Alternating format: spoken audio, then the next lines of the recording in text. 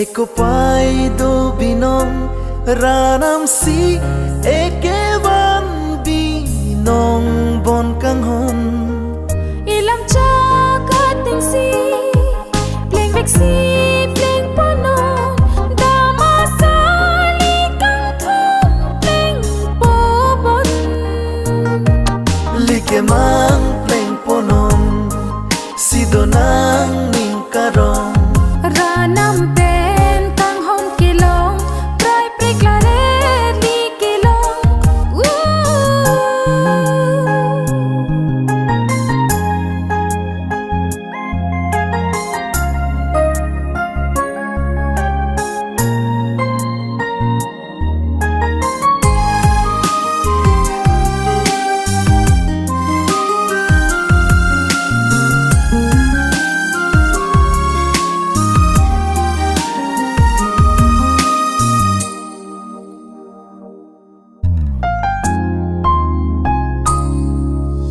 malong dinga dungle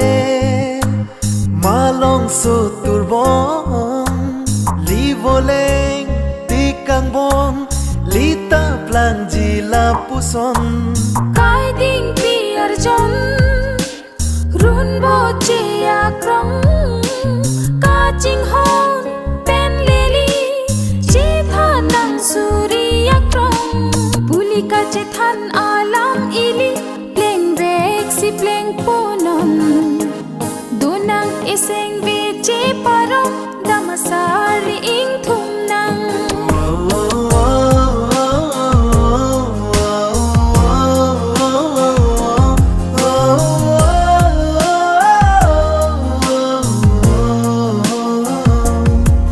nang pene ka ching hon eko pai do binong ranam si ekewan binong bon kang hon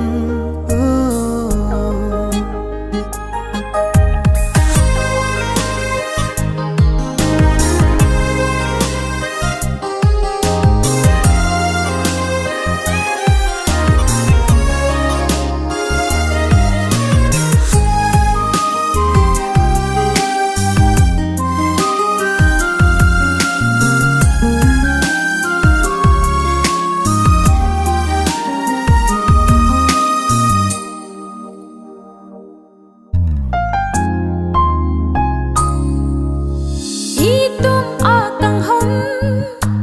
sing che the ang bong ranam si ekewan binong lo bondi kang hon aho ka kang hon ki thir thip along hem phula pen mukrang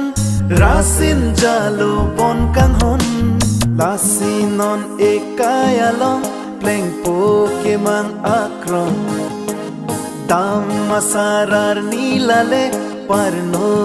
nang debon